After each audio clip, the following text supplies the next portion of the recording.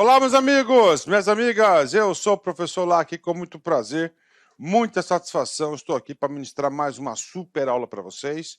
Hoje um assunto muito importante, um assunto muito interessante, um assunto fácil, um assunto que com certeza dá para você entender. Por quê? Porque você tem base.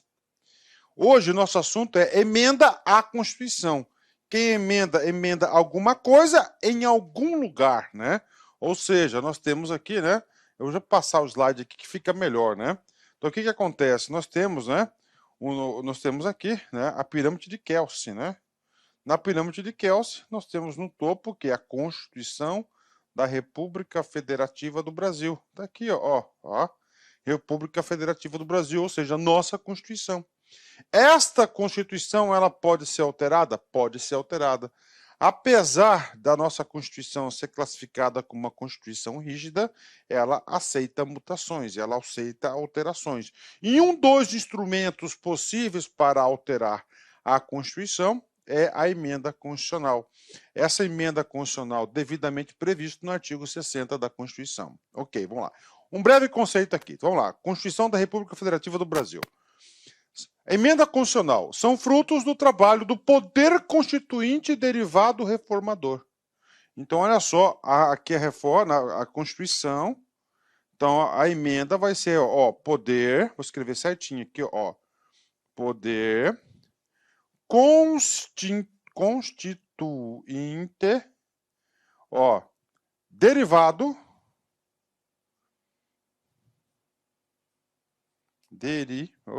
professor, derivado reformador.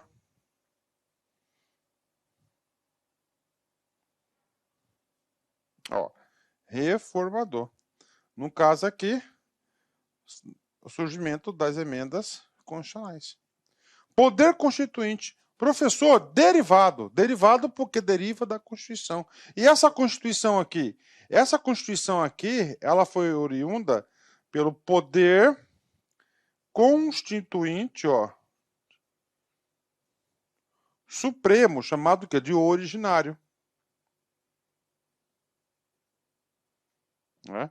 Ou seja, os deputados da legislatura de 1986 elaboraram, né, a Constituição Federal de 88. Está aqui, né? Então, o que aconteceu lá em 1988? Salvo engano, a legislatura de 88, é isso mesmo, né? A legislatura de 88 foi de 85, foi eleita em 85, foram eleitos em 85, 86. Então, o que acontece? Houve uma convocação, né, do Congresso Nacional extraordinária, ordinária, mas com a intenção do quê? Com a intenção, de 96, isso, de 96, com a intenção de quê? Com a intenção de se fazer uma Constituição Federal. Ou seja, né, o que acontece aqui, né? Então, essa eleição aqui já foi uma eleição para a convocação do poder constituinte. E nesse poder constituinte era para elaborar uma nova Constituição. E no caso aqui, foi a Constituição da República Federativa do Brasil. Ok, o que acontece? A Constituição do Brasil, claro, é a nossa lei máxima, né? É a nossa lei máxima, está no topo da pirâmide de Kelsen, né? Só que aí, professor, ela não pode ser alterada? Ela pode ser alterada. Já pensou se ela não pudesse ser alterada? Cara, estaria ferrado, né? Por quê? Porque existe a evolução das coisas, né? Então, o que acontece? Da Constituição surge um outro poder, que é o poder constituinte derivado, né? E nós temos aqui um outro poder constituinte derivado aqui, ó, revisional.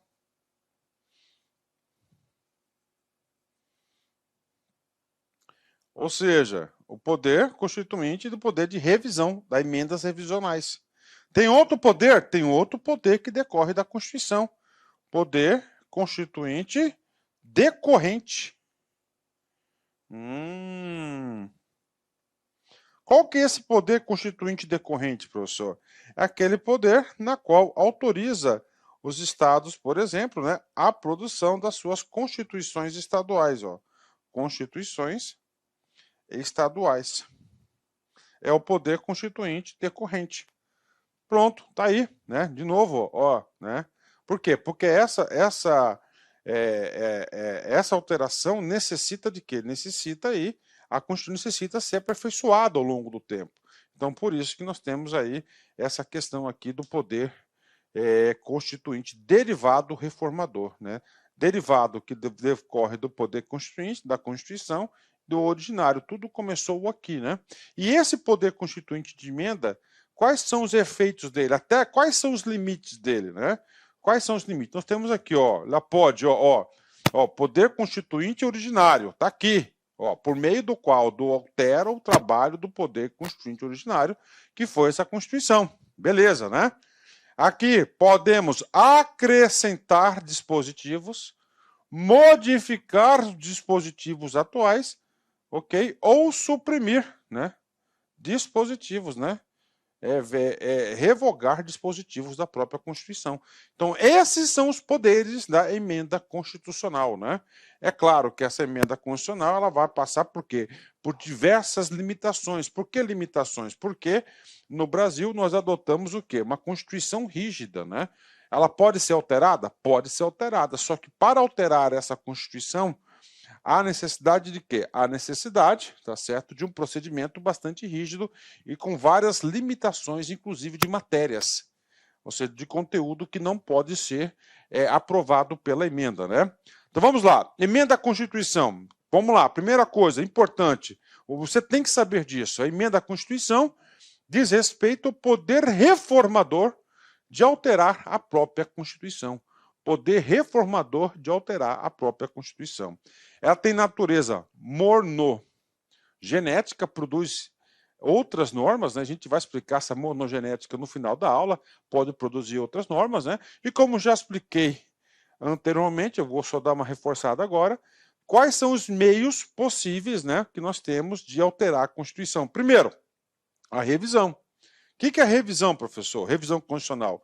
Lá no artigo 3º do Ato das Disposições Constitucionais Transitórias, você tem que entender o seguinte, em 1986, ocorreu uma eleição no Brasil para eleger deputados, né, senadores e governadores. Beleza, né, em 86. Eu me lembro muito bem dessa eleição, né?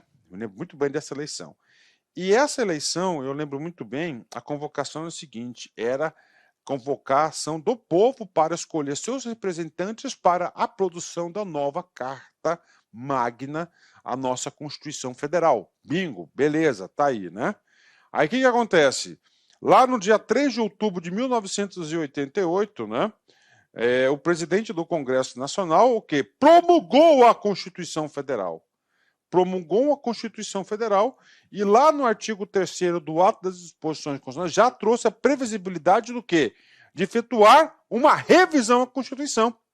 E assim foi, ó, emenda, vamos lá, artigo 3º.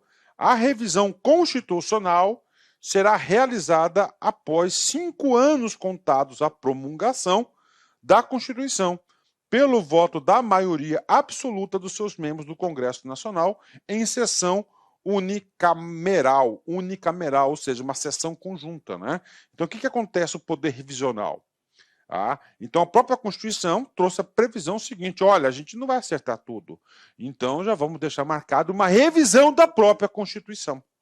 Foi 5 anos depois desses 5 anos, né, não pode acontecer outra revisão, porque já passou o período revisional, e uma coisa interessante que muda o procedimento da aprovação da revisão. Primeiro, né, maioria absoluta, não são 3/5, maioria absoluta, e a sessão conjunta para aprovação das revisões, né? E foram feitas 6 revisões da Assembleia, da Constituição. Outra forma de emenda, de alteração, a emenda constitucional, que é o objeto principal da nossa aula, né? E, finalmente, mutação constitucional. Né? São preceitos constitucionais, né? Muda interpretação e não conteúdo. O que é isso, professor? Então você tem um conteúdo lá, tem um artiguinho com as mesmas palavras ali.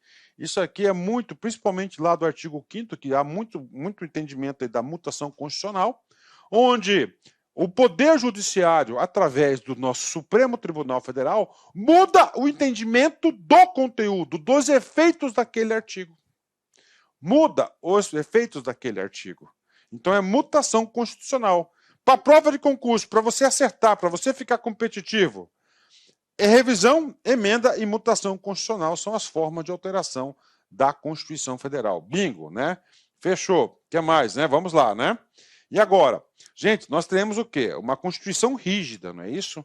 Se ela é rígida, significa dizer a Constituição pode ser alterada? A primeira coisa que tem que colocar na sua cabeça. Sim, pode ser alterada.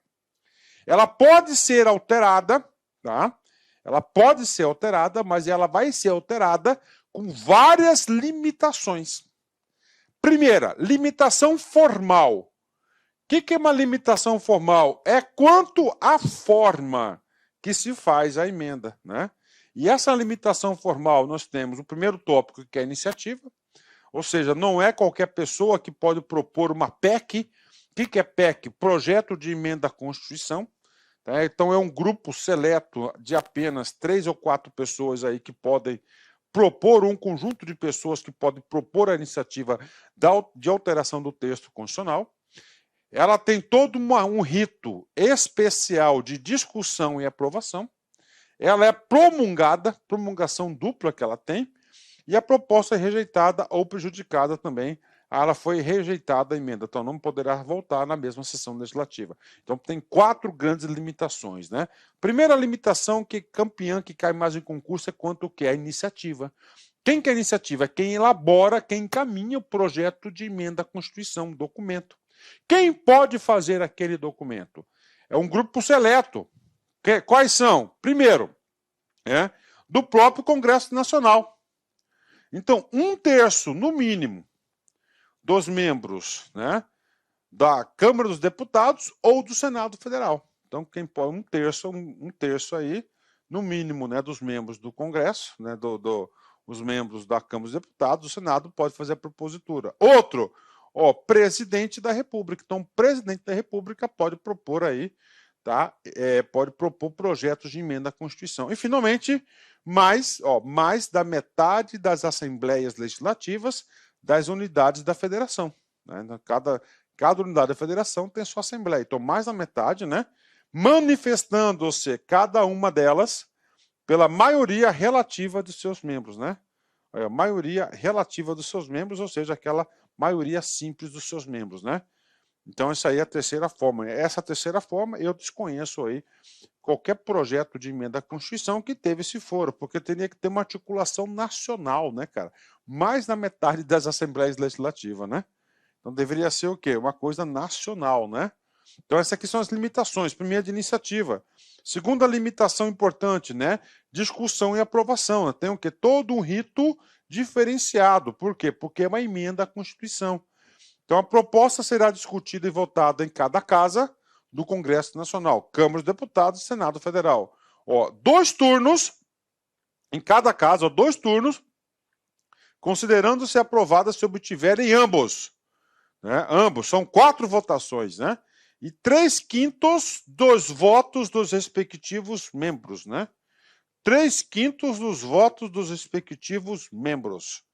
Ou seja, né, é um quórum super especializado. Então, para aprovação de uma emenda à Constituição, tá, há necessidade de quê? De 4 votações, 2 em cada casa, com que 3/5, ou seja, na Câmara dos Deputados, nós temos 513 deputados, há necessidade de 308 deputados. No Senado, 81 senadores, há necessidade de aprovação aí de 49 senadores para aprovação aí, da aprovação de uma emenda à Constituição. Finalmente, vamos lá, né? A promulgação. O que é a promulgação? O ato de você dizer para o povo que, pelos atos democráticos, tem novo instrumento jurídico, não é isso? Quem vai ser promulgado? Vai ser uma promulgação conjunta, né? Promulgação conjunta, por exemplo, mesas da Câmara dos Deputados e do Senado Federal com o respectivo número de ordem. Então, essa aqui é a promulgação, que é da emenda à Constituição, né? Professor, regra geral, promulgação, promulgação de leis, né? Norma geral, quem que é? Presidente da República. Beleza, né? E aí, professor, o presidente da República não sancionou, não promulgou, né? Vamos lá, vou colocar aqui, O veto será apreciado, o artigo 66, parágrafo 4º, o veto será apreciado em sessão conjunta, dentro de 30 dias, a contar do seu recebimento, e só podendo ser rejeitado pelo voto da maioria absoluta dos deputados. Tá errado. Com licença, meu amigo, minha amiga, eu sou o professor Lac. Inicialmente quero pedir desculpas por ter interrompido os seus estudos, mas essa aula é uma aula demonstrativa aqui do site Lac Concurso. Quero dizer para você o seguinte, que você pode assistir o restante dessa videoaula, você pode ter o material de apoio dessa videoaula e muito mais no nosso curso completaço pré-edital para o INSS. Valor do curso? O valor do curso custa 10 parcelas de R$ 45. E nós temos uma promoção. Essa promoção aqui, até o dia 3/6, ela custa 10 parcelas de R$ 30, né? Mas vamos fazer o seguinte, você que está assistindo esse vídeo, até para prestigiar, até uma forma de amenizar aí a interrupção do seu vídeo, você vai falar o seguinte, olha, você vai entrar em contato, você vai clicar aí, tem um link aí do WhatsApp, você vai falar o seguinte, eu quero a promoção, eu quero o código promocional do curso pré-edital do INSS que o professor Lac falou no vídeo. Então tem um link aqui embaixo, tá? Tem um link aqui embaixo de um WhatsApp, você vai direto para o atendimento. Lembra-se que o atendimento tem horários comerciais de atender e ali vai te fornecer um link para você pagar aí 10 parcelas de R$ 30. Cara, um curso super competitivo, é um curso na qual nós estamos nos dedicando muito. Inclusive, no último concurso, 2016, eram 2.200 vagas, salvo engano, e nós tivemos 204 pessoas, alunos, que nós ajudamos a ser aprovado nesse concurso. 204 pessoas. Cara, então o curso nosso é muito bom, é o melhor custo-benefício. Eu peço para vocês aí um voto de confiança. Meus amigos, um forte abraço, espero vocês. Tchau, tchau.